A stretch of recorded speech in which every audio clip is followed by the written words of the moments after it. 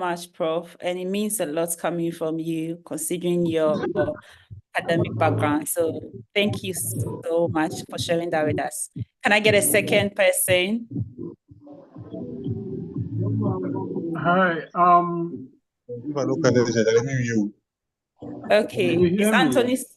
Is that Anthony or David speaking? Anthony speaking. Okay. Yes. Yes, please. I think this has been very, very life-changing for me. I don't think that I do know any much about dyslexia before. I had an idea of autism. That's where I know a lot. But I didn't know something like this existed, or if it existed, that it is just so rampant, or at the numbers that we have all over the world, especially in Africa, it's astonishing. And so it's been a learning curve for me. And from my own experience and it is building my confidence in advocacy even more.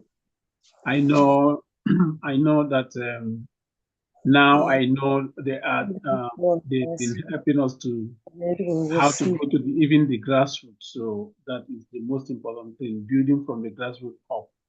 And so I thank the team for doing a marvelous job. Thank you very much. Thank you so much, Anthony. If I may ask, how long have you been advocating? I have set up in here in South Africa. I've been advocating for about 3 years. I have, but in the area of autism mostly. And so me and my wife, because we had a child that was born autistic, and so that has been a very big learning curve for us. And so we are in that area. Even my wife right now is doing disability studies as a master's. So it's just changed our trajectory of life, the child as a matter of fact. Thank you so much for sharing that. And thank you for expanding your scope beyond autism and trying to include more learning differences. I don't want to use the word disability because I believe it's not a disability. Thank you so much for sharing that, Anthony. Okay. Yeah. So now we are going in. Today, we are going to be looking at module 5 of our training.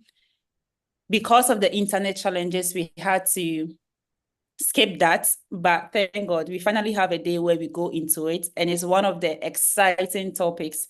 It's on community building and support. We are going to be looking at the importance of community support, creating safe spaces for sharing experiences. We are going to go deep into strategies for fostering a sense of belonging. And we are going to have practical workshop where we create support groups. We have small groups projects as well that we are going to plan and initiate. And then we can get feedback from you on how everything is. So I'm not going to take much time. I'm hoping that we will be able to finish right in time so that we can have a network session. Is Oladoyin online? Oladoyin, if you are online, can I hear from you? Can you give me a hi? Yes, I am online. For some reasons, I'm unable to put on my video on my laptop, so I'm about to reconnect back with my phone. So you may just help me to share my slides. Right. That's okay. Okay. All right. Okay, that's fine. I'll be sharing the slide. But before then, let me just say something small about our trainer for the day, Oladoyin Idowu. Ola, I hope I got the surname right again. Perfectly right. Thank you. Okay. So earlier this month, we had a lengthy conversation with her on our global dyslexia conversation. And if you're not able to watch it live, it's recorded on YouTube. So please, you can just go on our YouTube platform and listen into that conversation. It's a lengthy conversation. And I promise you, whatever introduction I'm about to give to her right now will not compare to what you get from that conversation. So she's a mental health professional. She's the founder and director of One Word Africa Foundation. It's a dyslexia-focused initiative. She started advocating based on her personal experience, and she has been doing this since 2015. That is about 9 years now. She has extensive research works on dyslexia, its management, modifying strategies to fit Nigerian child. And she can say she has done about 7 years of experience in training parents and teachers on dyslexia.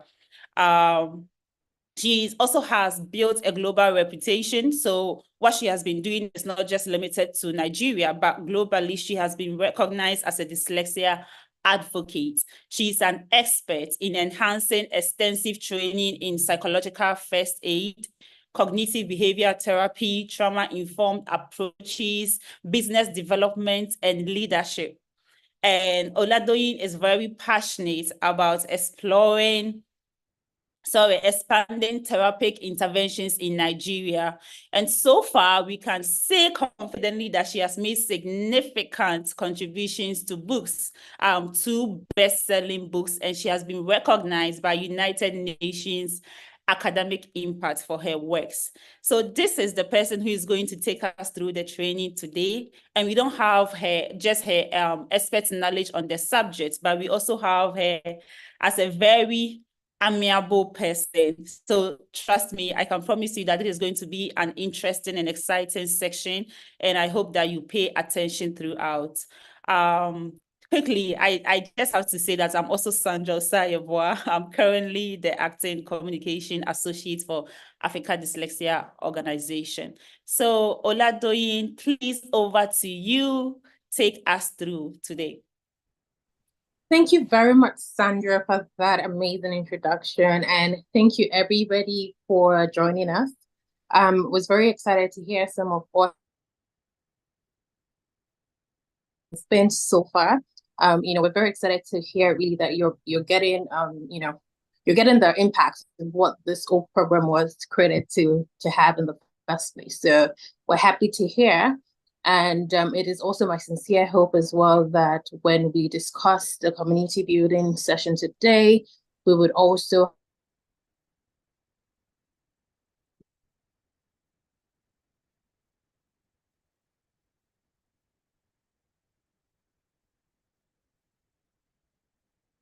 Is it just me, or there is a challenge with OLES network? I feel like I'm frozen. Okay, yeah. Okay.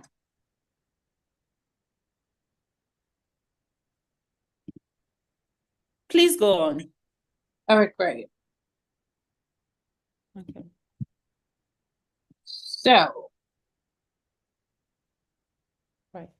Thank you very much. So today we're going to be talking about community building and support. How can we establish support groups? From topics I've gone through the modules that we've done so far. So I'm sure that we're not strangers to what dyslexia is and how it impacts the people that experience dyslexia. So today we will, ready for the next one. Right. So today we will be talking about, how can we build communities? Why is it important for us to build communities? I'm also going to be stressing on the psychological impact of dyslexia, just so we are aware, or just so that we understand that whenever we're advocating for dyslexia, in providing support, academic intervention, we also need to provide dyslexia. Then we're going to be talking about practical strategies for facilitating support groups, and we're going to do a little bit of activities. I like my session to be very interactive. So there are the questions embedded my slides as we go. And I would just like to implore us that please type in the chat box. You can also use the reaction wording as well, so that I know that we're following me and I know that you're getting the most impact. So I've been introduced already. I would just skip this part as well. I'm a mental health professional who has an educational background in psychology. I have a personal experience with dyslexia, and that is why I am here with you today. So quick check-in. How are you guys feeling today? Just, signify with an emoji. Let me know how you're feeling. Are you excited? Are you sad? Are you pumped about the session? I hope that, you're in a comfortable environment as well. Just let me see some emojis so I know that we're good. Okay. Happy to see that already. And then I hope that you're seated in a comfortable position because I love it. Energetic. Thank you, Samuel. Love it. Enthusiastic. I'm happy about that as well. Thank you. Right. So thank you so much. Ready. Yes. Okay. We're ready. So, and then I hope that you're comfortable so that you can hear all that we're hoping to share with you today. And I hope that you have a note-taking tool so that you can leave this session with so much to take back. Okay. So let's start. A lot of us are ready, so I'm ready too. So let's do this. Introduction. Why is it important for us to have a community of support? And what is a community of support to begin with? Again, with the introductions and the knowledge that you have of dyslexia, no one is an island, even beyond dyslexia. Let's put dyslexia aside for a minute. For everything that we go through, no one should have to go through life alone. If you're a mom who is new to motherhood, you need people who have experienced it to, show you the ropes so that you wouldn't make mistakes or even lessen, the impact or the stress that you may have on you. Learn from other people so that you can help. Then community also helps you to know that you're not alone. When you have other people who have experienced what you've experienced before, it gives you a sense of belonging where you know that you are not alone, right? So community support is crucial for fostering a sense of community and providing a safe space for individuals who have shared experiences. If someone who has experienced dyslexia, like myself, come to you and tell you that this is how life has been, it can give a sense of hope to someone who is new to dyslexia, who feels, oh, I just got a dyslexia diagnosis. Does that mean that my life will come to an end, right? So this is one of the reasons why community support is very important. So with community, you can opt to offer empathy because people have experienced the same thing that you've experienced. So it's different because you are in the society, and some people may not understand dyslexia the way someone who has experienced it would, or a parent would, or an advocate would. So if you're outside in the normal society, the kind of empathy that you may feel may not be as impactful as people who have experienced it or people who consciously make sure to provide support. And people need this sense of belonging. And why we're treating this topic, importance of community support, and what is your role as an advocate in creating this support system for people who have dyslexia. So my next slide is still going on the importance of community support. It has a lot of importance. One of it is empowerment. So when we have community support, when people hear information from the support systems that exist, they're empowered. They're empowered because they know what to do better. They feel safer as well. They know that it's not a lonely road. They know that it's not a mountain. They feel validated about the experiences that they've had. There's sometimes, or in the past, when I just started my dyslexia journey, when I tell people that I struggle to read and write, they tell you, but you don't look like anything is wrong with you. So it usually makes me feel like unvalidated about, is unvalidated a word?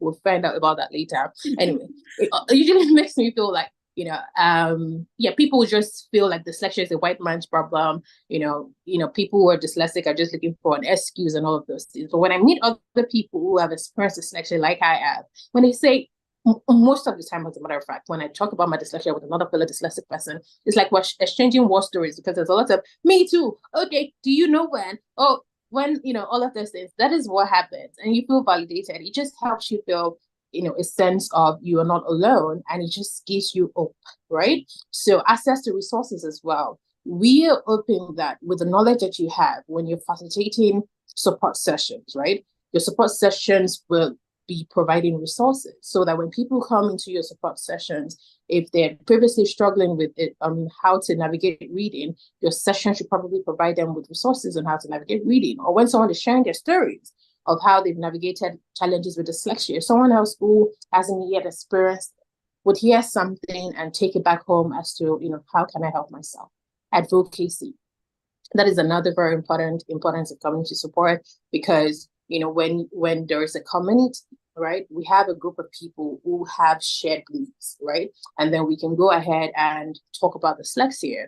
We can also help people to learn how to self-advocate for themselves. I can attend a support group and hear the kind of things that have been cheated off from my workplace due to another experience that someone has. And that can also impact in me the ability to self-advocate for myself.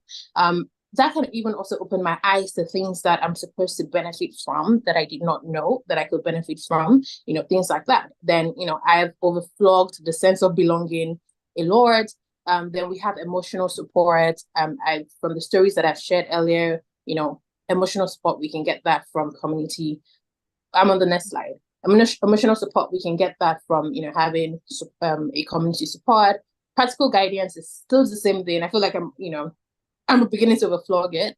Information sharing. I must also emphasize that when we're thinking community support, it's nice that we're thinking of people who have living with dyslexia, but let's know that it's a big system. So we have parents of these children, we have siblings of these people, we have people who work with them. It's a very big network. It's an ecosystem. So information sharing is very impactful. It would be helpful for a teacher to know, how can I help the student in my class who is struggling to read? How can I help my child who is struggling to learn? As an adult, what are the available job opportunities that I can get as someone who has dyslexia? These are information that people need to know so that it can just help them, enhance the experience that they currently have. Then peer learning and mentorship. They're people like yourself. So it's easier to look at the mirror, because this same person, you people have access to the same resources. It helps you to even encourage yourself as well. So if you felt defeated, the system does not support me, which I agree doesn't. But we found people who have found a way out of it, to create something for themselves. So it helps you to just feel empowered when you're seeing your peers doing similar things and all of those things. It can encourage you to push. So quick check-in from what I've said so far. How can we encourage more community involvement in dyslexia awareness and support? You can type in the chat box very quickly. What do you think we can do to get our communities, our local communities, to be more involved in dyslexia awareness and support? Very, very quickly, I would just take one or two comments. That's just so I know that we're following me up until this point. From saying the importance of support, how do we think that we can create involvement in community support in our environment? Very quickly.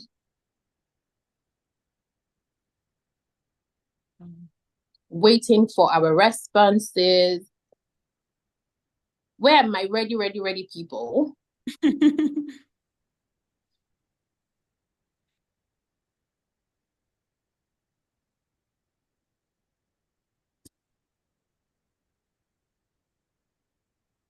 Did I bore everybody up to this point? Oh, okay. Eric has saved the day through community mobilization. Okay. By building their capacity and providing the necessary resources to them. So community mobilization is, we can gather people together. We can go into schools. We can go into the marketplace. When people know about dyslexia, then they can now be more involved in building a community of support. And as Wahab has said as well, if we build capacity through trainings, through providing resources, people would know what better to do. Educating community leaders is very important. Share success stories on dyslexia to give hope to them, and yet to accept in order for them to join support groups. I agree. It is clear that we have all been going through this advocate program. From the intelligent responses I am getting, thank you guys for that contribution. So on to the next slide. So we have said how we can do it. So why should we create an ecosystem of support for people living with dyslexia? Why do you think that people living with dyslexia should be supported? Let's even start. Do you think they should be supported? Do you think that people living with dyslexia need support? Do you think it's something that, it's just, we're just overflogging it, they will be all right, they should wear their big boys' shoes? What do we think? Do we think that, support is needed? Just an emoji reaction will work for me, just a thumbs up or a thumbs down. What do we think about it? How, so before I go to the next slide on why. Thank you very much, Eric. Thank you, Edmore. Thank you. Okay, since we're on the same page, the impact of dyslexia. Next slide. The reason why we need to create an ecosystem of support for people living with dyslexia is because, anytime you hear dyslexia, as a matter of fact, one of the first things we know is that people living with dyslexia will struggle with the traditional learning skills, right? Struggle to read, struggle to write, struggle with navigation, and a couple of other things. But the impact of dyslexia extends far beyond the academic domains. It impacts people beyond the school. I have left the school. I've graduated from school since 2021, and my dyslexia still comes to play. As a matter of fact, if not for the network that's been affecting all African countries, this session was supposed to have held since last week, and I've created multiple versions of my slides, just because imposter syndrome is something that still follows me to date, right? And these are things that was imbibed into me as well due to the kind of way that my dyslexia was addressed in school. And to date, despite all of the things that I have done, despite the feedbacks I have gotten, I'm still not fine with whatever I'm doing. Like if this session was going to hold tomorrow, despite the fact that I've sent this slide to you right now, I probably will have a newer slide to share with you because I have looked at it and looked at it. And what does that tell you? That sounds to me like an issue with confidence. Do we agree? It sounds to me like an issue with confidence. Despite the resources that you have, despite the education that you've gotten, there is a clear issue with confidence. And so that's to let you know that the impact of dyslexia extend far beyond the academic domains. One of it is the fact that people living with dyslexia will experience social and emotional needs. We're all humans. And I remember, I think back to a time when I was even in primary school, knew one of the things that I was, my child brain wanted to do was to be friends with everybody. Thank you very much, Brian. One of the first things I wanted to do was to be friends with everybody, because I even happened to be an opinionated child. So I wanted to have friends. I had social and emotional needs, but something made me feel different. Something made me feel incomplete. And that started to impact, how I was willing to also portray myself out there.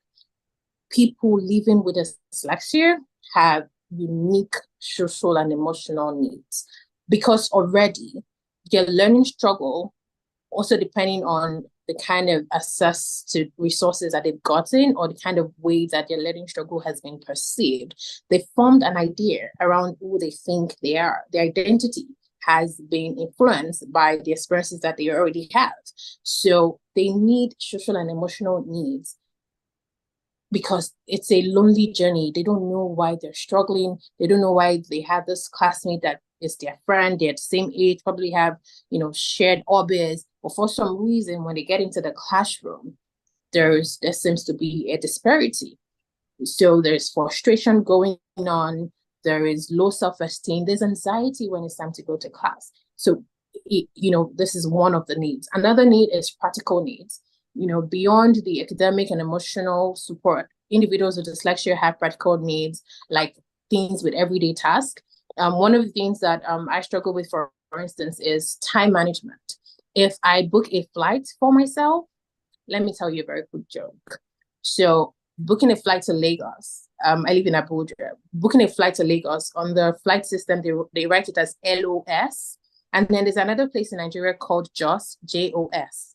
What do we think has happened? I have booked flights to JOS and I'm not going to JOS. That happens a lot of times. So people with dyslexia have practical needs. You know, people, they struggle with organizational needs as well. Procrastination is something that people with dyslexia struggle with. So having support systems who are conscious of some of the things that dyslexics need and have gone ahead to provide resources on how they can manage it can help them to tackle it, right? Now, one of the things I love to talk about the most on dyslexia is the psychological impact. And it can be far-reaching. It can, it can have a lot of impact. It can impact you even into your relationship. It can impact marriages. Can we think about it for a minute? How a learning struggle, or let's do an activity very quickly in the chat box. Can we imagine a learning struggle, a struggle to learn to read and write? How do we think that can in some way impact somebody's marriage? Somebody can quickly type something. How can a learning struggle to learn, how can it impact a marriage? What do we think? An example, give me a scenario of how you think or why you think a learning struggle with dyslexia can somewhat impact somebody's marriage. Anybody? You can unmute yourself very quickly as well so that we can, one person please. Raise up your hand and then I can select you. Very quickly. How do we think a learning struggle, a struggle to learn to read, can somewhat impact somebody's marriage?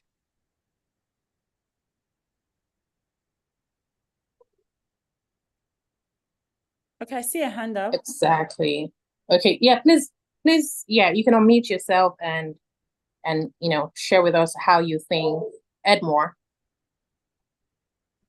I think it creates some communication breakdown when someone fails to maybe understand, just simply understanding conversation, what someone is saying, could be verbally, and also fail maybe to understand, to read emotional and otherwise communication. So it can cause communication challenges, and that definitely will have problems in the marriage. Thank you very much. That's one way, I think. Yeah.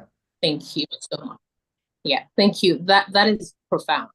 And that is helping me to also help you see that when we think about the dyslexia intervention, we should think about it holistically as to how can we provide support for people living with dyslexia that they can try in other areas of their life beyond just the school. So it impacts marriages, as you have heard. One of it also is low self-esteem and self-confidence. I give you an example of myself. Today, I still struggle with low self-esteem and self-confidence, but it has gotten better because I consciously work on it. But sometimes it still sneaks up on me because I've failed so many times. So even sometimes when I have to write an exam, despite the fact that I have read and prepared, and once I write the exam, I'm having anxiety till the result comes up because I feel as though I can just get a fail at it, right? So it follows you through, right? Understanding dyslexia often leads to persistent academic struggles when you're failed so many times, when you also have simple difficulties in reading, writing, and spelling. It would have better self-esteem in a way that you just don't feel capable of doing the simple task. Sometimes I want to even apply for some of these conferences opportunities, and I've written it, I've done my due diligence, but it's time to submit. I'm eating deadline, but I'm waiting for people who have sent to proofread my essays to send it back to me. I am eating deadline. Shouldn't I just click send? But there is issues with self-confidence, there's issue with self-esteem, and it impacts you long after you've left the academic environment. Feelings of frustration and helplessness. I remember back as well, and I hear it a lot from dyslexics. I run a program called the Dyslexia Tribe, and it's pretty much a support group for adults living with dyslexia. And I hear people, somebody described it very profoundly to me one day and said that imagine being in a tight box, and the box was nailed, right? And the box doesn't have an opening for air, and you cannot stretch your legs, you cannot stretch your hands, and you have no idea when they're going to open that box. That's how she described what dyslexia meant to her. Let me paint a picture again. You are in a square box. The box is tight. So you're entering it holding all your body parts, right? So there is no opportunity to stretch your hands. There's no opportunity to stretch your legs. There's no opportunity to stretch your neck. And you are just confined into that. The box is nailed down. There is no opening even for you to take air.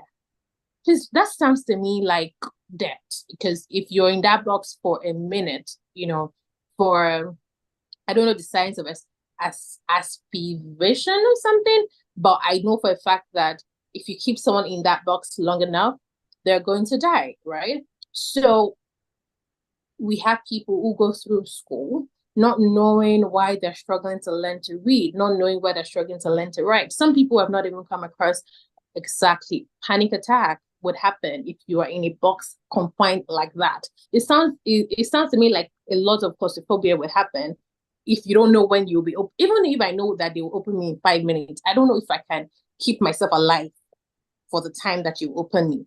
But for reality of people with dyslexia, they don't even have the answers. So they don't even know when they struggle with hand. They have no idea why they struggle the way they struggle. So that's me trying to paint a picture of what happens. And which brings me really to the anxiety and stress bit of things. Because if you're someone who has such experience, school environment will be full of anxiety for you. You'll be stressed out when you think about exams. You'll be stressed out when you think about the fact that if you write an exam, you're going to fail. You won't look forward to, activities that requires for you to read and write. Even if you're in the workplace as well, you have a job and you're trying to, level up on your job or get a promotion.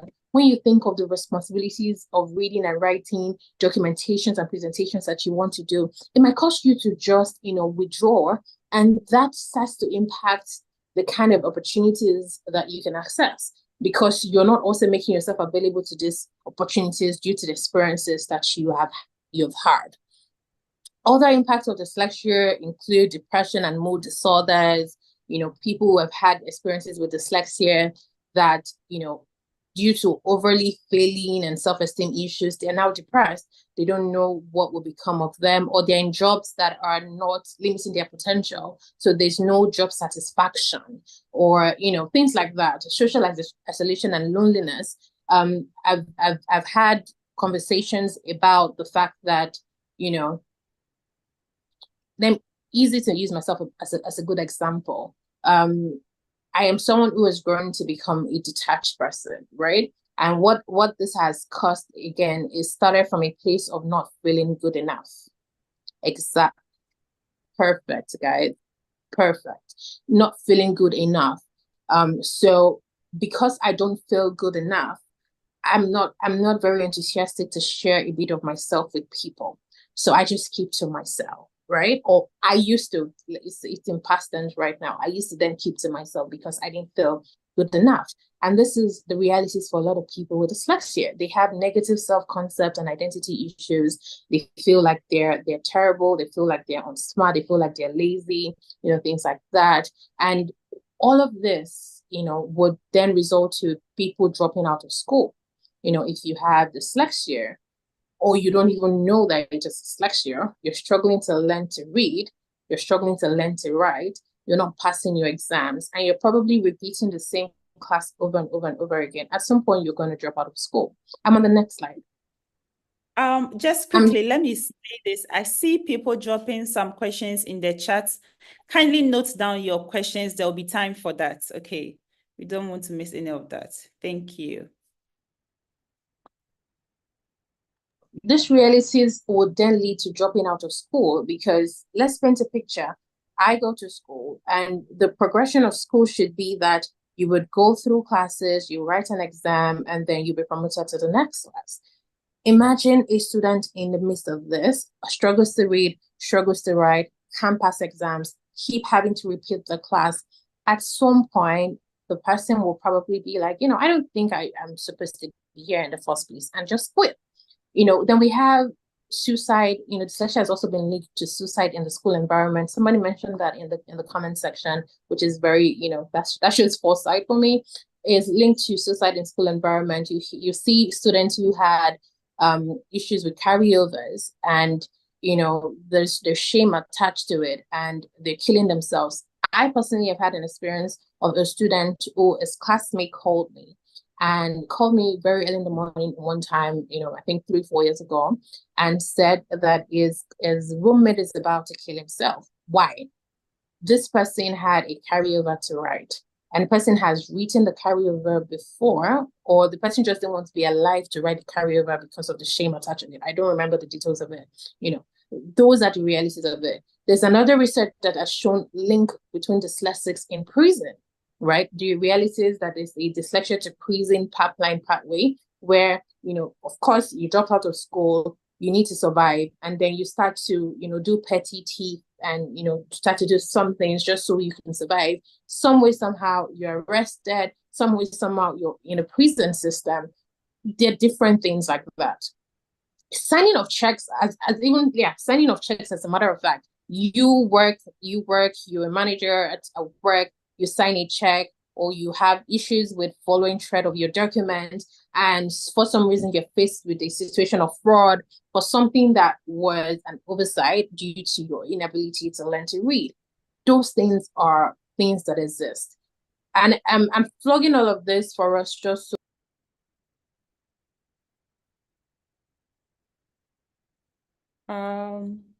okay. I think maybe did she just leave?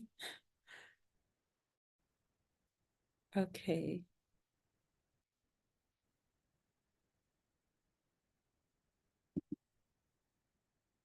Okay, I think she may be having some network challenges.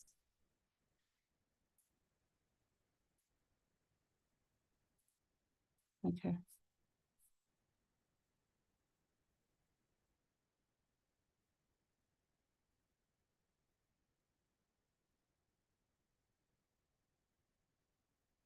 Okay.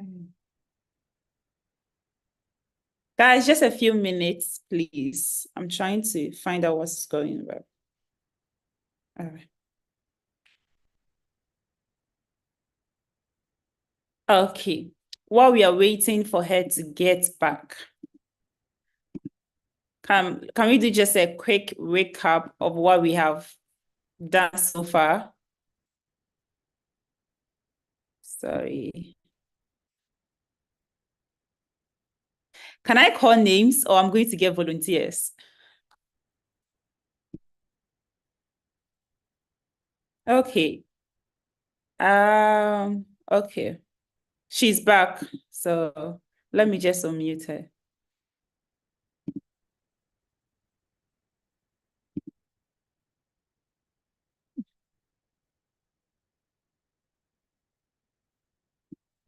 Okay.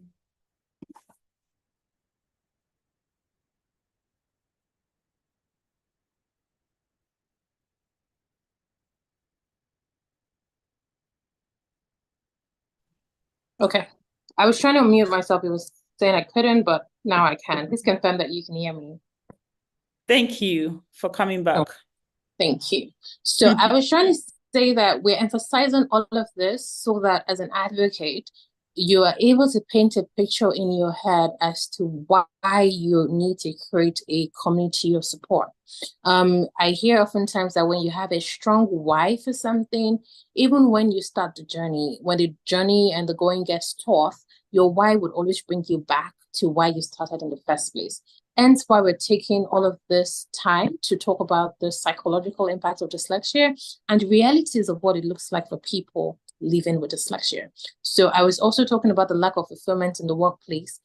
People who have dyslexia, I've explained it, that you can be in a work environment and possible that you didn't even graduate with a good result. So you're having to settle for a menial job that is beyond the potential that that is below the potential that that you have. that already would cause lack of fulfillment in the workplace. Or you are in the workplace environment and they keep giving you a task that requires you to read, write, and that's something that you struggle with. It will cause a lack of fulfillment. Or you're just even stuck at a position at work just because you don't have the confidence to ask for more. It is limitless. The financial hardship, this is also almost self-explanatory. If you don't have good credentials to access good jobs, or you just have all of those things, like you dropped out of school or something, those would definitely cause financial hardships. Family dynamics, we just spoke earlier about how dyslexia can impact marriages, right? We can have a parent who is frustrated with their child and keeps comparing the child with other children that we given birth to, or siblings and things like that. It can cause a strain even between siblings, because I'm a child, I see my sister doing better, and I don't seem to understand why I'm not doing better, and it makes me feel like my parent probably love my sister more than they love me. A lot of things, social exclusion and bullying. Someone who has gone through all of this experience will start to withdraw. And bullying also, because people who have dyslexia have been found to also experience bullying in the school environment. I remember in my time when I was in secondary school, and I would have classmates who suddenly know how best my brain works more than I do, trying to tell me and advise me that, how about you do this? How about you read like this? How about you read lying down? How about you read turning down? People had all sort of advice on what they think I should do, as if, me that I'm here, I did not, things like that. I couldn't think for myself. So you find all of these realities for people living with dyslexia. So very quickly, with all of the things that I've painted as as the realities of dyslexia, the psychological impact of dyslexia, and the importance of building community support, let's do very quick case studies. And I have 3 case studies for us, where we're going to read it, and then I'm going to ask you questions on what you think, right? So the first case study is about Kofi. Kofi is a 40-year-old father of 2 who was diagnosed with dyslexia at the age of 24. Throughout his life, Kofi has faced challenges in various areas, including education, employment, and personal relationships. He has over time developed coping strategies to navigate the world with dyslexia. However, he still experiences feelings of insecurity and self-doubt, particularly in academic and professional settings, where his dyslexia is not fully understood or accommodated. Please show of thumbs up or something if we followed the story. It's still on your screen anyway. Let me know if you understood this case study. A story of a 40-year-old man who didn't discover dyslexia until he was 24. And throughout his life, he has struggled to learn, he struggled with education, he struggled with employment, even his personal relationships have been impacted. Somehow, okay, thank you very much. Somehow he's been able to navigate the world with dyslexia by developing some coping strategies, but he still experiences feelings of insecurity and self-doubt, particularly when he has to do something that requires academic, maybe going for a master's or a PhD or something, and also in professional settings like in the workplace where people do not understand his dyslexia. What is your role as an advocate in a situation like this? What would you do? How would you help Kofi? Knowing what you know now. Please type in the comment section, and I'm very open to us also showing hands. I'd like to take 2 people's opinion on what is your role as an advocate, knowing what you know now, knowing the experience that Kofi must have experienced.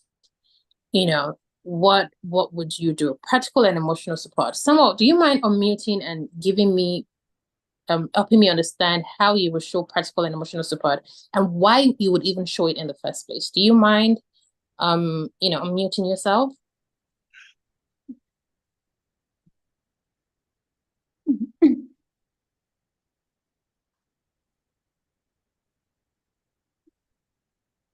I'm open to other comments while we wait for Samuel, and any other person can also share. Okay. Please, someone needs to be unmuted.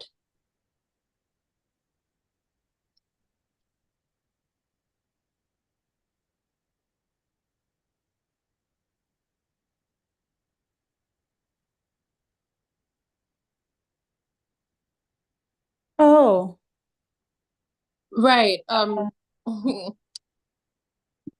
That Samuel, can you I was please watching. okay, Okay. put up your hands so that you can show on top of the chat, because I'm struggling to find you on the list. Okay. And then to answer the question on Kofi or Mac, a dyslexic is delivering this session to you. I was going with English names at first, and I'm like, you know what? We're going to be talking to people in African countries. Let's switch up the names, and yeah, that was an oversight. We're talking about Kofi. No. Samuel, I think you can unmute now. Okay, yeah. When I mentioned to practical support and emotional support, we know that Kofi probably has been suffering alone, and sometimes people may misunderstand him when he has dyslexia. So, as an advocate, I would first of all listen to him with his struggles, be empathetic with him. But also would look at what strategies basically you can put in place to be able to achieve certain academic aspects. Part of it is learning basic things of presenting maybe his idea, because learning may not only be written work, but it could also be forms of information that is sent, like use of encouraging using recorded information or messages, or even it could be learning what other better ways can he use. Instead of maybe writing, can he use available softwares and computer applications that can help him to communicate and do his work. Yeah, thank you. I've seen one of the nurses who has dyslexia, I think he's in the UK. He doesn't write his notes, but he was provided a special program where he can type or do text, I mean audio to text kind of application, so that he can relay part of the communications that he's working through. Yeah, thank you. Thank you very much for that. I love the take that you've taken on this. I want to take more people's suggestions on what we would do to help Kofi. So I'll quickly read what we have in the comments, and then I would call up someone else to just, talk about, what they have said. So Prof. Franca says he needs to counsel and supported to better adjust the life reality. It needs to be counseled and supported to better adjust the life reality. Okay. Another person says the first will be to assure him that how he feels is normal for people with dyslexia. Okay, I like that. Kofi needs support in boosting his self-esteem and confidence on a community level. Collective awareness would be crucial. Eric, I would like for you to unpack what you've said. Do you mind? I'm interested in what you mean by collective awareness will be crucial, and how you would do this to help Kofi as an advocate. Please unmute yourself if you can. Okay. Yeah, Eric, if you can put up your hands so that you show on top of the chat. I see Anthony, your hands is up, so maybe you can speak after Eric.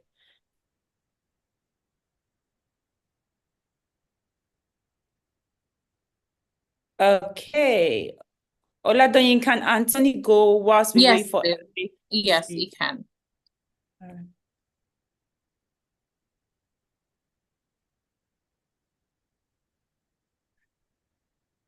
Anthony, please, you can go on. Okay, can you hear me? Yes, we can. we can. Okay, one of the ways I think we can encourage him is, I think something like updating his coping mechanisms, and see, maybe I'll sit with him and review the coping mechanisms and that he he has developed over the years and see whether there are effective ways to just update them and make him feel more confident. Again, also, I think we also have to also let him know that just celebrate some of his successes and recognize and celebrate some of his achievements, no matter how small it is, because this positive reinforcement can also boost his confidence and motivation to continue to overcome the challenges associated with dyslexia. Thank you very much for that contribution. Eric, we can see you up now.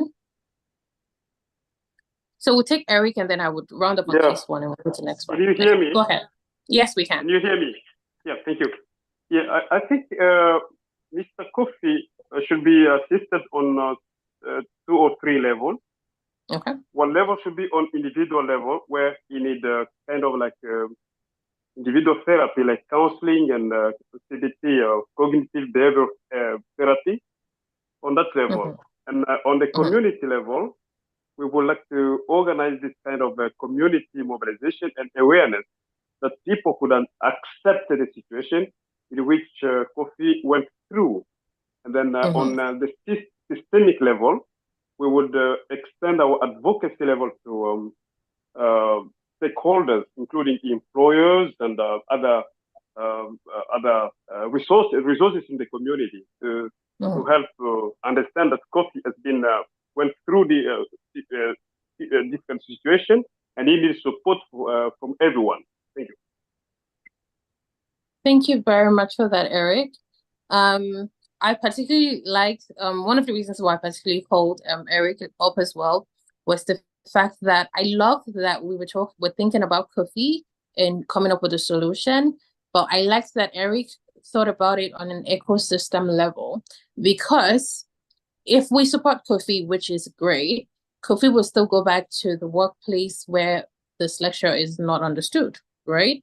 If we support a child to learn to read and they go back to a classroom that doesn't support dyslexia, do we see what's happening there?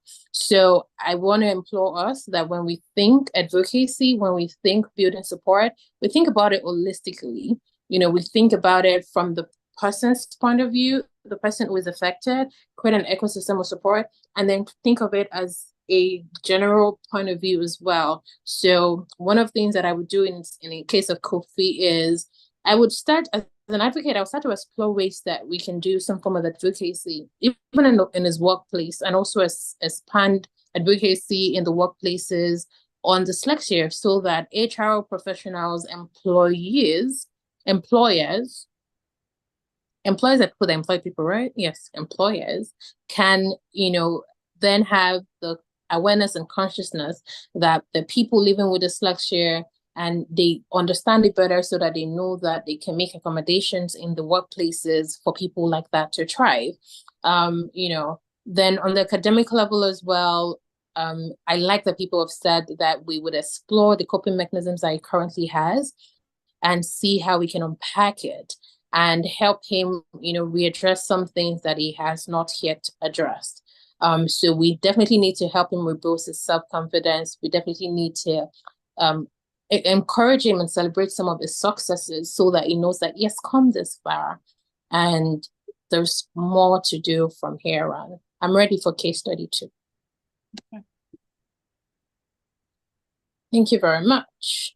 So we have Marang. Marang is supposed to be a Botswana name from my research today. Marang struggles with reading and writing. Growing up, she faced constant humiliation by her teachers and classmates for her inability to keep up with her classmates. Marang's parents described her as lazy, never putting in effort. Marang endured years of emotional abuse and physical punishment from her parents and teachers. As a result of her traumatic experiences, Marang has now... Sorry, one second. Okay. As a result of her traumatic experiences, Marang has now developed low self-esteem and feelings of worthlessness. She settles for menial jobs that do not require strong literacy skills and often finds herself in abusive or unhealthy relationships as she believes that she does not deserve better treatment. Let's unpack this and let's focus on the unhealthy romantic relationship speed of things. Can we raise up our hands or comment in the comment section? What are some of the emotional conditions that we need to help Marang with? What are some of the emotional conditions? What are some of the clear things? Some of it are stated, written in the case study, but I want us to pull it out. What are some of the emotional needs that we feel that Marang could use help with before we talk about our role as advocates in helping her?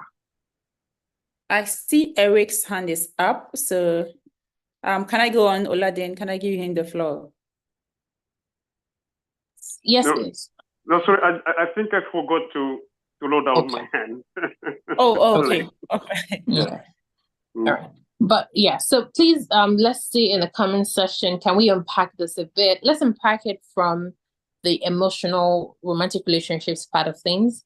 And what are some of these emotional needs, gaps that Marang has? Before we then talk about what our role as advocates would be to help her out. Very quickly in the comment section, looking forward to your responses.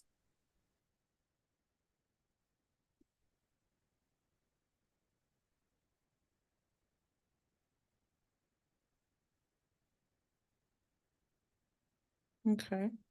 Self-pity and loneliness. Do you mind unpacking it, Malam? Please, I hope I got your pronunciation correctly. Mm, Please, if you can raise Linda. up your hand so we can see you. Thank you.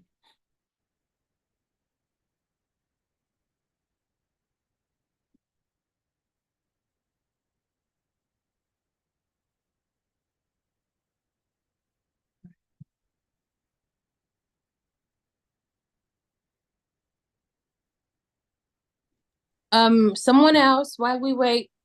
Okay. Okay, yes, please. Okay. I think Maran needs to help in the aspect of Maran will experience loneliness and self-pity, which will impact her emotional and relationship life. In that most of the cases I've seen with low self-esteem and the feelings of worthlessness leaves them to isolate themselves. And in a relationship, any words from the partner of any word that depicts doubt will obviously bring forth withdrawal. So there is a tendency that Maran will be withdrawing from relationships that she engages in case the people don't, in case she's not helped out of her low self-esteem and the feeling of worthlessness. It will create that that idea of pitying self and not wanting to venture into relationships that may push her away. I think that's it. Thank you very much. I love your contribution, and I'll quickly read some in the comment section so we can go to the case study 3. So Ikram says that she feels a sense of inadequacy. She feels that she is not enough. I agree with that. So she needs therapy in order to make peace with her past and be able to make healthy relationships. Yes, I agree with that. I think Mara can benefit from social skills training. I would very much like Samuel to speak more on this social skills training, because it helps to paint a picture on what we'll be doing as advocates to provide support for people like Marang. Samuel, do you mind raising up your hands to just unpack a bit more about how you would create a social skill training for Marang?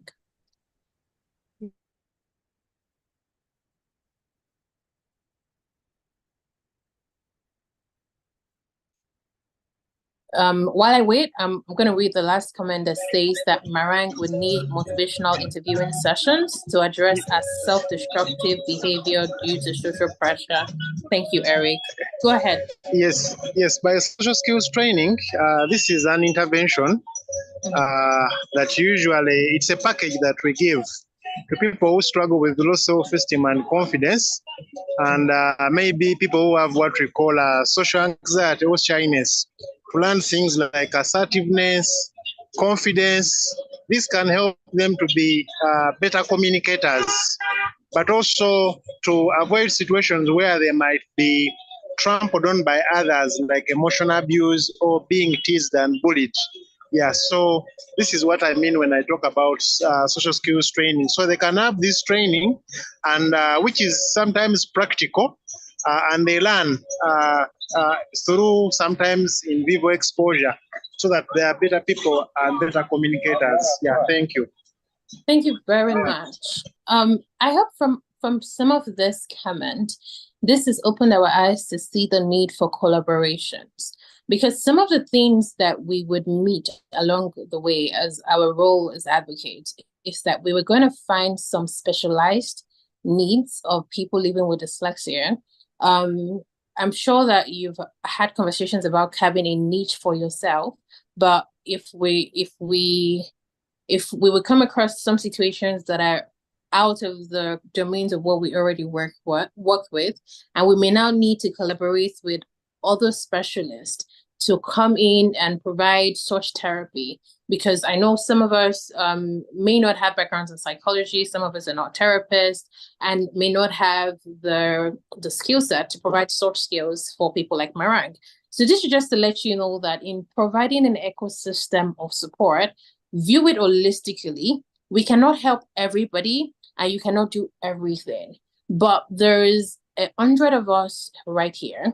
If one person picks one thing, over time, we will find that there is a solution for the different levels of problems that exist. So, very quickly, we will rush through to let's keep the third case study. The third case study was me just trying to also illustrate how dyslexia can impact marriages, which is something that we previously shared.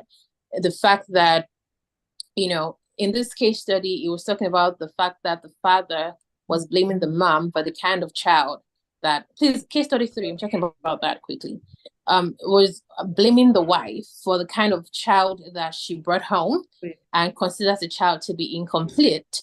And this has started to cause a strain in their relationship. And this is true story. I've come across a man who has told me that her husband is telling her that it's her fault that the son cannot read and that she gave birth to an incomplete child, and all of those things, and it's causing a strain in the relationship. So role as an advocate, when we're thinking of a solution, we would think we can think of also creating support groups for parents, right?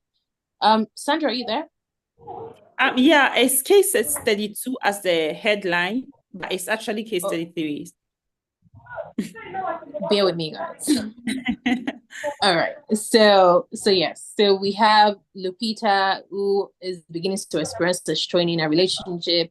Role as an advocate, when we're thinking solutions, we can think of creating a support group for parents. I hope I've been able to open your eyes to the fact that there is a myriad of support system that we can build around people living with dyslexia in our journey as advocates. So on to the next slide, please.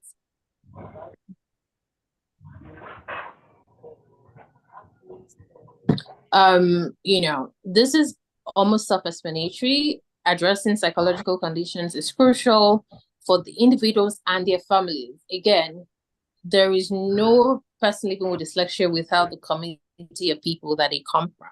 So it is important to have a support system or a community of support, because it will help with the emotional well-being. It's also going to help to improve academic performance, because let's say that you helped a parent assess quality training on how to help their child, or you helped a teacher assess training on how to help a student. That would definitely lead to proper or improved academic performance for people living with dyslexia. we would also help to reduce the stigma and shame, because now we're working in collaboration. We're not just talking to dyslexics about their dyslexia, we're empowering their communities as well to know about dyslexia, so that the stigma reduces, there is more support, there is no shame, and people can just be able to be comfortable being themselves. It also helps to prevent negative coping mechanisms, because like I always say, when people know better, they will do better, and it would definitely improve family dynamics. In the case of Lupita and Gategi, if the father understood dyslexia, it would definitely stop blaming his wife on the daughter's condition and be more open to helping. Which brings me to types of community support and support groups. From our conversations, we can still stay on that slide. From our conversations, we have addressed the different types of support groups that can spring up. We have addressed someone whose support group advocacy can focus on creating support systems in the workplace by equipping HR professionals or employers. We've addressed parent support group. In case of Lupita, if you have a support group for a parent, it's going to help, a situation like of Lupita. We have educator support group, a support group for educators where, we're giving teachers resources and opening their eyes to evidence-based strategies on how they can help children living with dyslexia. We have online support communities. You can either have like a WhatsApp group or Instagram conversation. You can host like a daily life session on Instagram where you're talking about different things on dyslexia, so that people can tune in and learn ways to help themselves. Then we have specialized interest groups. This in the case of Marang, I believe, who has psychological needs. So when I talk more about running a support group, I will explain more on that. But who has psychological need, you can be running a group support session, and support sessions are just supposed to be on the surface. They're not in-depth individual therapy, but you can come across cases like that. How do you navigate it? How do you help her, get specialized need? Someone who runs a specialized interest group can do that, where you either run a support group that is focused on trauma intervention, or you run a support group that's focused on romantic relationships issues, or those are ways and different types of support groups that we can create as advocate in our community. We have skill building and empowerment support group. This will be handy for people who have decided to drop out of school, but they need to thrive so that they don't result to things like juvenile delinquencies or crimes and stuff like that. We have family support groups where families can do group therapy and can help better enhance their family dynamics. So there is a wide range of things that we can do when it comes to building an ecosystem of support for people living with dyslexia as an advocate. Next slide, please. So, what are the principles of effective support groups? What does a support group need to have for it to be effective? It has to be accessible and inclusive. Your support group has to have what I call the terminology isn't going to make sense for this. It felt like it was going to do, but your support group needs to be accessible. It's okay if you put a premium fee to your support group. I'm sure that it depends really, because we can make support groups free of charge, but let's think of the person that is running the support group. But if you have the capacity to do that, then you can do that. Support group can also be as simple as advocacy. You can use your social media platforms to create resources that parents can easily find and access to help their child. Then inclusivity is the fact that, there is for someone who is running a support group, you shouldn't also have like prejudices or bias against certain group of people that have dyslexia, or, you feel like you want to, help this certain group of people. Point is, understand dyslexia to the full extent of it. If you're going to be running a support group, don't start to believe that this child is struggling to learn because the child is not trying enough, or start to there's discrimination even amongst people who do dyslexia. I found someone who is a dyslexia advocate or who runs something on dyslexia, and fully believes that there's something wrong with the brain of someone who has dyslexia. So his approach to intervention is that the person living with dyslexia needs a brain intervention. I'm not going to further on that, but you get the gist. Then we have another principle of empathy and understanding. Your support group. Let me go back to accessibility and inclusivity as well. Beyond your role, even like beyond you as a facilitator of a support group, you need to also create an environment within your own support group as well, where you have things like house rules. So you can be inclusive in your mindset, but the people in your support group do not have inclusion in mind. So somebody can come and share their story, and we have people who are talking in the background because they don't believe in it. So there's certain things that you must do within your support group, maybe set ground rules, maybe do some profiling for people that qualify to even be in the support group in the first place, so that you're creating some safe net for the people that will then come into your support group. Because I don't want to come into your support group and we're talking about relationships, for instance, and I come into this group and I'm telling you some of my fears for a relationship, and somebody is trying to project their own belief system on me, making me feel like I'm not wise, or I'm just, like we in Africa, we have some ideas about marriages and how marriages should work. And sometimes my dyslexia is impacting me and I'm like, I don't want to have children. And somebody's telling me, how will a woman not want to have children is forbidden, things like that. Point is, let there be empathy and understanding. Have the sense to hear and understand where a person is coming from and provide support and guidance for the person. And as a facilitator of a support group, it is your role to also ensure that people within the support group also understand and respect people's views.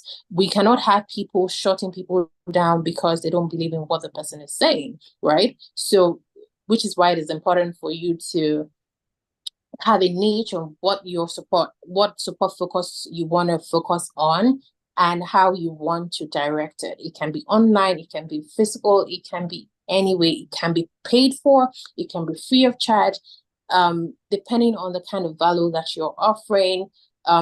Another thing is there has to be shared experiences and peer support. It is effective when you run a support group with people who have shared experiences. If you run a support group and in your support group, children are in it, adults are in it, there's a mix of different population in it. There's not going to be unison because the experiences that people have had is different. The experience a child would have is different from what the adult has had. So the experiences would not be like, I can't learn if a child is talking and I'm an adult in the support group, I can't learn because there is no shared experience. So it's usually important that there's a niche around the group that you're forming so that people can, have shared experiences and, experience some peer support. And this can also help with getting information and resources, because when I hear people's experiences, it also helps me. Another thing that helps with information and resources is typically in support groups run with a theme in mind. And sometimes you can bring in a specialist to speak on it. Sometimes it can be someone who has had experiences. All of these things would help for people to go back home with information and resources on how to help themselves. Another effective principle is the active participation and engagement. Every time you run a support group, always give room for participation, always give room for people to do an activity that further illustrates what you have shared, so that you know that they're learning, and also so that you can maintain their interest, right? Then confidentiality and privacy. People need to feel safe. People need to be able to come and share things that they feel fear about, and not have the feeling of the fact that they will find their what they've said on Instagram, which is even a conversation that should be had at some point when we talk about support groups. And as advocates, it's important that we share the progress of the work that we do, right? But how do we draw the line between trying to promote our support group and providing the protecting the confidentiality and privacy of people that are in our groups? And it's simple. You can have people share their experiences without putting their names. You can also have people who are willing to share their experiences, but make sure you ask. When you're filling forms of interest in your support group on the day of the session, if you're going to be using their picture, let it be written in it that by attending the support group, you sign off the rights for your picture to be used and all of those things. Do not let people feel violated. Let people understand all of the things that will be happening by the virtue of their participation in the support groups that you have created for them. Then we have positive reinforcement and validation. People, should come, and when people do something good, when people are making progress, validate them, let them feel seen, let them know that, Rome was not built in a day, and it takes constant, it's a constant journey. So I've spoken a bit about the guidelines for creating support group while explaining the principles of support groups. I'm just going to touch on it very quickly. Sorry that I'm trying to rush. I want us to have enough time for Q&A before my session is over. So what are the guidelines for creating a safe, supportive, and inclusive environment? One of the first things is respect and acceptance. We all have our belief systems, right? And I'm not saying that because you want to be inclusive, you would be in an environment that does not support or that injures your belief system. But there are some belief systems that are, especially when it comes to dyslexia, for instance, there's some things that are peculiar to dyslexia that is not a spirit. Like I can imagine coming to a support group and I'm talking about my dyslexia and somebody's telling me that I should go and pray about it. Are you following me? Please signify with an emojis. I realize I haven't engaged us in a minute. I've just been talking on and on. Please just send emojis. Let me know that you're still with me and I haven't bored you out of the room. Emojis. Thank you very much. Thank you so much. Thank you. Thank you. Thank you so much. Okay, thank you. Right. So, I can imagine coming into a support group and I'm talking about how my dyslexia, I'm unable to read, and somebody's telling me, have I prayed about it? Those are what I mean by respect and acceptance.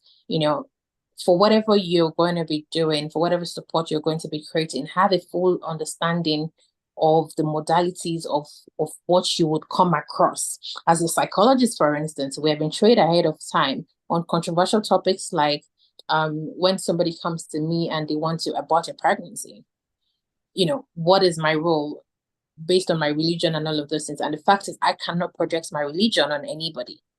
It is objective. So that's how you should view support groups that you create as well. Objectively view situations and also ensure that the people in your community have that respect and acceptance.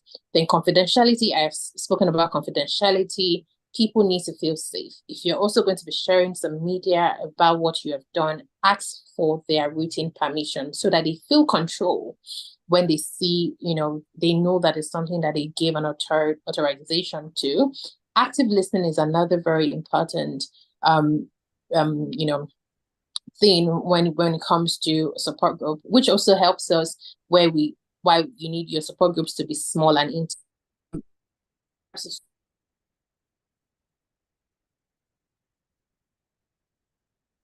Where you feed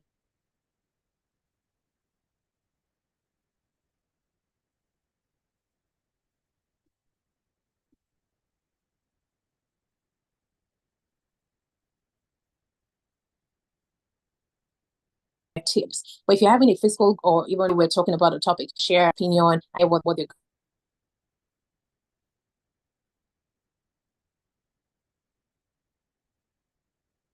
I'm not sure if it's just my network or everybody is Oladoyin.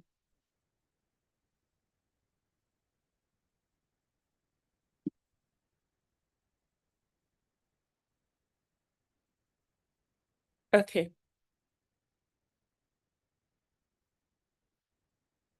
Oh, okay. So I'm sure it's with her, it's from her end. Let's just give it a few minutes. I think we have about 15 minutes before the session ends. Can you hear me? Right. You went off for a while, but welcome back. Okay, thank you very much. So we're just going to quickly round it up so that we can take questions. So as I was saying, active listening, it helps when sorry, okay. active listening, it helps when, people can feel seen, people can hear, and the size of your group can help to, help you navigate that. Empathy and compassion is very important. I feel like I've overflogged it. Non-judgmental attitude still speaks to acceptance and respect. Open communication. There are experiences that people have had that you are not conversant with. I used to say that when I started my dyslexia journey, I used to feel like my struggle was mutually exclusive. And I hear people and what they've experienced is even way worse. So you need to be open-minded to the things you're going to hear as you start this journey, and you have to know that you cannot be prejudiced against it. If things are beyond your control, there's room for you to outsource it to a specialist who can better handle it. But it is not in it is not in your position to project your own belief system just because it doesn't align with, do you understand what I'm trying to say? Then we have boundaries and consent. Like I've said, if you're going to be sharing any information, have people sign it, let them know, expressly tell them so that they know. Then for boundaries, let team members or people in your support group know what is acceptable and what is not. All of these things are what would make people feel seen and help you get the impact of why you started the support group in the first place. We have come to the end of my session. It was a marathon, but I can now take your questions.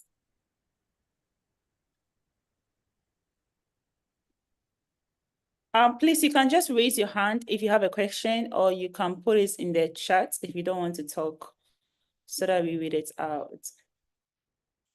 Thank you so much, Oladoyin. It's been an interesting and exciting journey of 1 hour and I think 20 minutes. Thank you so much. You engage us, you educated us, you literally gave us all the angles to advocating for dyslexia. And I mean, I think after this, anybody can go ahead and start a support group. Thank you so much. That was very detailed. That was very in-depth, and we appreciate that you took time to share all that with us. Okay, we have a question from Brian. Okay. Brian, Thank you. I have two questions. My first question is, how big should I learn? Sorry, let me do that again. How big should a support group be in order to achieve maximum productivity? In terms of the numbers, should it be 20, 30, or there is no ideal number? And then secondly, do these support groups have a lifeline in terms of how long should they be in place, or if they are there for as long as it takes? Thank you. Thank you very much for that question. And I love that question so much. But to answer the two questions, remember that I said the different types of support groups. And for the types of support groups that we would be doing, it has its modalities.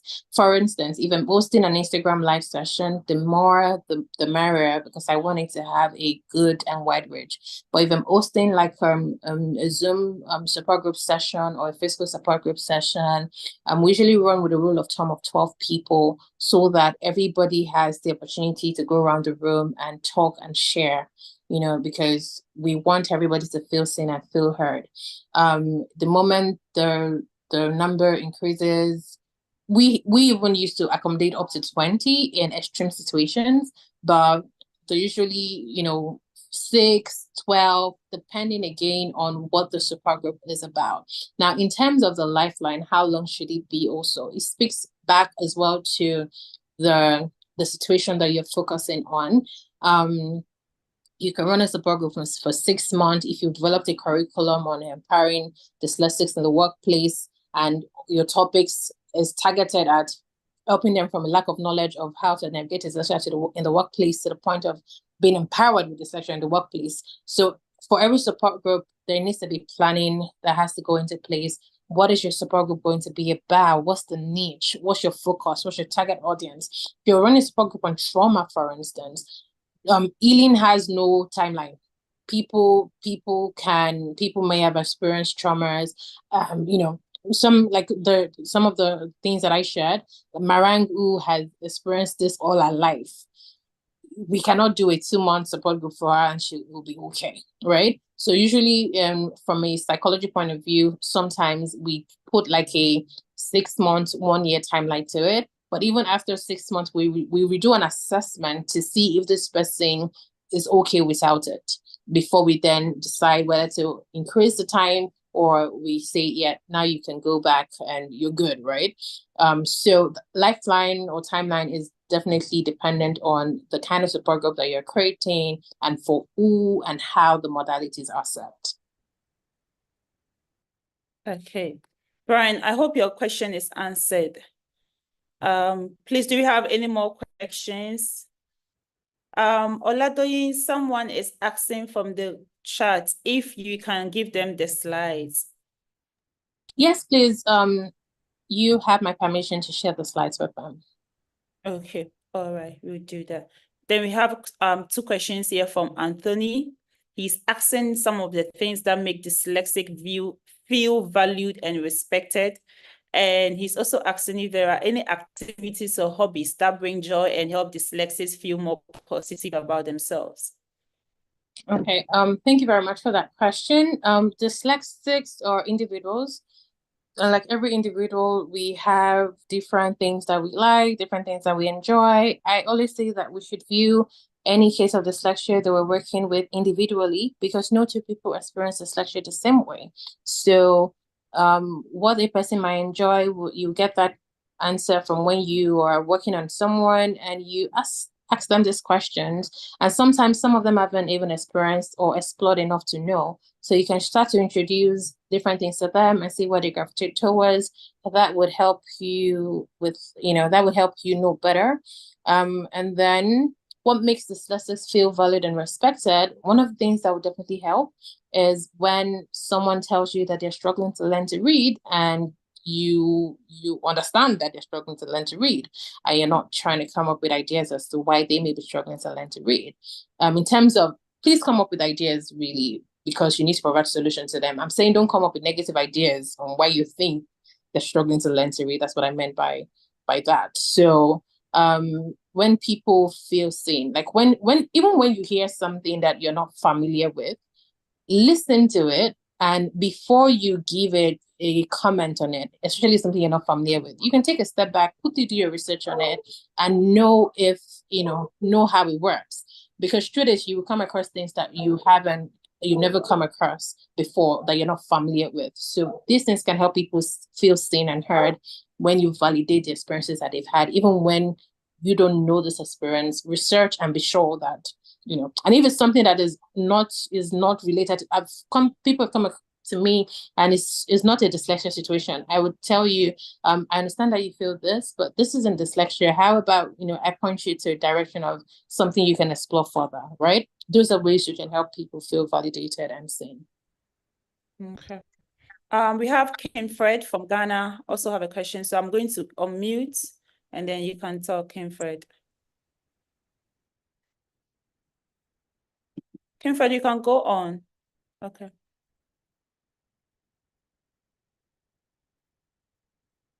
All right, while we are waiting for Kimford, we have another question from Samuel, and he's asking, do individuals with dyslexia struggle with executive functions like those with ADHD? Yes, individuals with dyslexia struggle with things like executive functioning. Dyslexia is oftentimes even comorbid. I have dyslexia and ADHD. So, yeah. Hence why I say that with dyslexia, we should always do a profiling of the situation of the individual case that we're dealing with and know the full extent to which the person is impacted. But to answer your question, the answer is yes. Okay. Kimfred, if you're ready, you can speak now.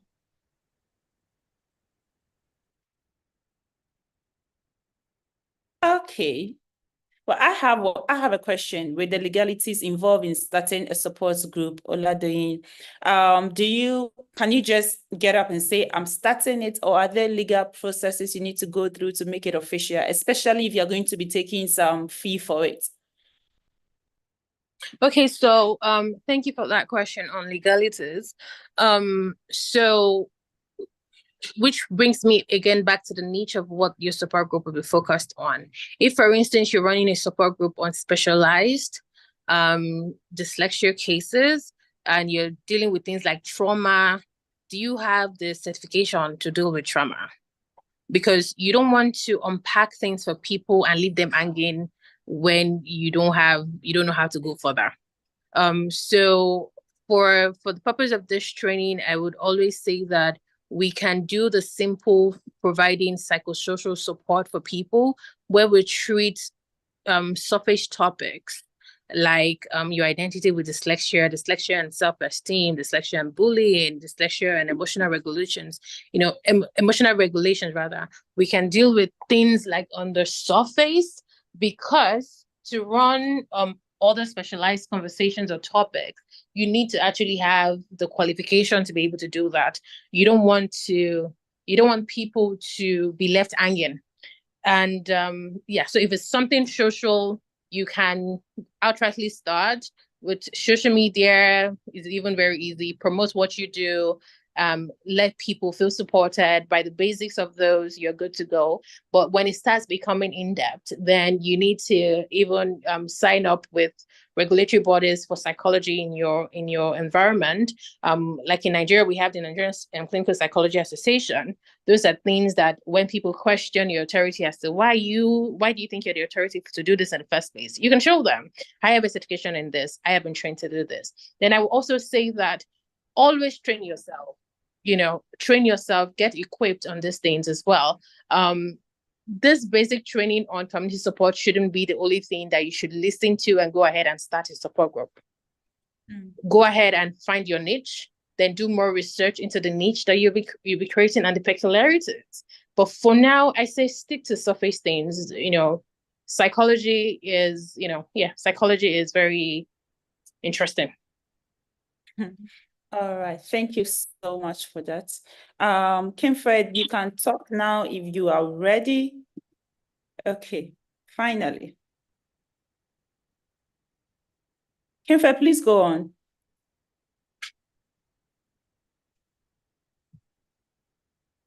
Okay, we have a question from Nakbe.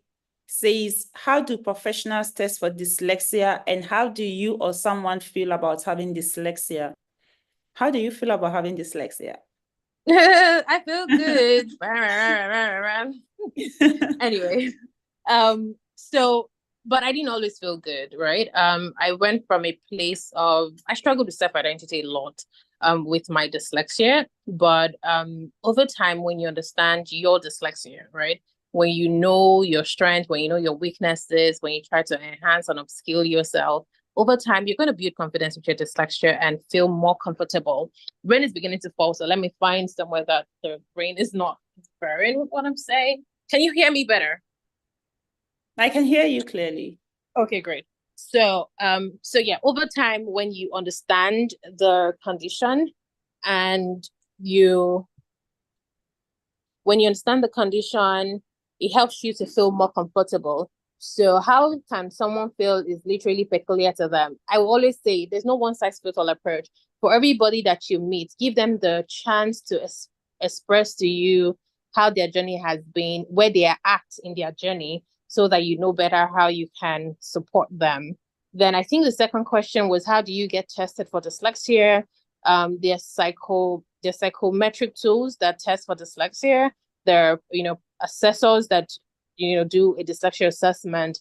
I'm sure that Rosalind would shed more light on this on a session that has to do with assessment. But yes, there are people that test for dyslexia. There are tests that you can take that can tell you whether or not you have dyslexia. Right. Thank you so much for that. We have another question. Said wants to know what field trains dyslexia experts. So you want to be a dyslexia of expert. Do you go the psychological way or special education? Yeah. Okay. Thank you for that question as well. For me, for instance, I'm going the clinical psychology way, but there's the special education way. It really depends on your niche. There is a broad range of things. You can even go the HR way, human resource way, and is neither psychology, neither special education. There are people who are also focused on the economic impact of the Slackshare, whose BSc was in economics. So one thing that can even help you is think of what education discipline you currently have and try to see things that you can do within your discipline that can help.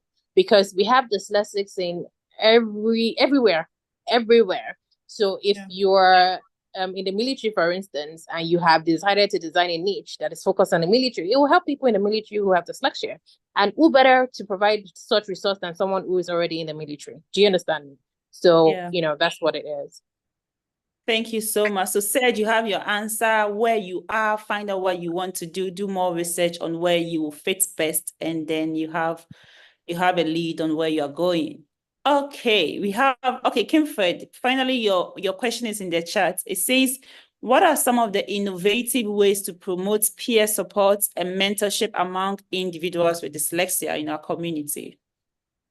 Okay, some of the innovative ways is stories. So we have role models who we can currently show who are doing things in dyslexia. This would also give room for other people to share. I even think skill acquisition can also help. When people do things that they love and enjoy, it can also boost their self-confidence to, share more and talk more about it. So yeah, I feel like off the top of my head, but I'm sure with research we'll find out more. Yeah, I mean, Kimfred, I think this would be an interesting question during a network session or even on the page. We can maybe put it out there, get ideas from your peers and see how to go about I'm this. interested in the response that we get from this as well. Yeah, I will do my research, but I'm interested. Yeah. Yeah. All right. So Josiah wants to know your strength. He has two questions. He says, please, what are your strengths? And then the second one is, how do you help a dyslexic identify his or her strength? Okay, thank you very much. My strength is talking. I'm talking to you right now. Another of my strengths is empathy. So talking, empathy. I am also very creative. I do a little bit of interior design every now and again. I'm very good also at because I can mentally visualize an idea. I'm also good at problem solving because when I can mentally visualize it, I can preempt issues that we may run through, and I can then start to propose solutions and stuff like that. So yeah, I have a lot of strength, and I like to cook as well. Yeah, if I do say so myself. So how do you help? Go on. Go ahead. Please go on. So how do you help? I was going to mention empathy when I saw what are your strengths. It was the first thing that came to mind. So I'm just glad I thought right. Thank you. So how do you help a dyslexic identify his or strength? There's something called strength exploration in psychology. But oftentimes also it's something that you can design within the person's scope. For instance, if you're working with someone who is in secondary school, for instance, try to know the kind of things that they've been exposed to, the things they gravitate towards. Literally, that's how it works. People have strengths in different things. You wouldn't know until you test it. So from doing skill acquisition, sometimes from asking questions, what do you like to watch? What shows interest you? What kind of books do you like to read? What kind of activities do you like to do? I realized early that I liked designing spaces. Like I see a nice space and I just generally like it. Those are the things that now helps me to build it further. So you can be working with a child and they gravitate towards colorful things or they gravitate towards puzzle. Those are things that can help you explore further to then know if they have it. You can even run a skill acquisition program and you have this person do this particular thing and they might like it or they might leave it and go to the next thing that interests them more. Those are ways that you can know for a fact. There's no one size fits all approach to knowing strength. But I'm sure that if you Google strength exploration techniques, there are different ways, and Google it per the age because what a child would gravitate towards is definitely different from what an adult would gravitate towards. So. All right. I said something in the comment that I want to speak to about do no harm, and I love that Eric said it. And I just want to speak to that again, and which he says we must be aware of our limits and always bear in mind that we should do no harm when establishing community support. Thank you for emphasizing that. Which is why again, I'm happy to have given this session. But this session that I gave is not a license for you to go and start a specialized support group. It is for you to, yes, provide community support. You can provide psychosocial support, not psychological support, right? Simple on the surface things. And even when you want to do that, do a research, sit down and prepare a plan as to what you want to do before you go ahead and do it. Thank you very much. Thank you. And Eric just sent the last thing to the group. He says you are also a great facilitator, energetic and powerful public speaker, one of the best he has experienced. And I'm like, thank you so much. Yay! I feel good. Okay. Thank you so much, Oladoyin. This has been an interesting session, and I'm glad I saw it at the beginning of the session. I mentioned that this was going to be interesting, and I was right. You proved me right. So I'm glad. thank you. Thank you for making this so interesting, exciting, coming all out for us. We've learned a lot, and unfortunately, this is the end of it for today. And please, you are reminded once again that there is a lengthy conversation with Oladoyin on her personal experience, her personal journey, her professional journey, and her expert opinion on dyslexia, its management, and other interesting topics on our YouTube page. So you can go there and then listen into that conversation, and you enjoy it very much. Thank you so much once again for accepting to do this and doing this for us.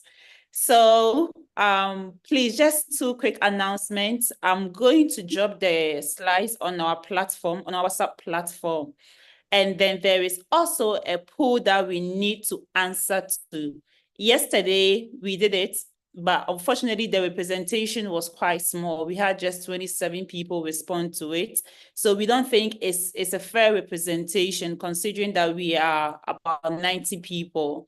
So what we are going to do is we are going to put it on the page where majority or all of us can have access and express their opinion to it. So please, if you voted yesterday, do again to vote when it's put on the WhatsApp platform.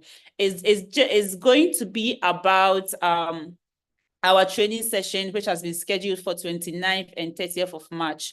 Because we missed out on a couple of them, we need those 2 days to catch up so that we can graduate as scheduled. That is on the 12th of April.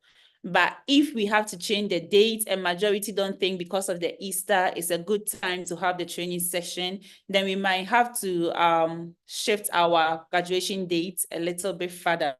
So I'll put it on the page, and then I hope that everybody will contribute to that.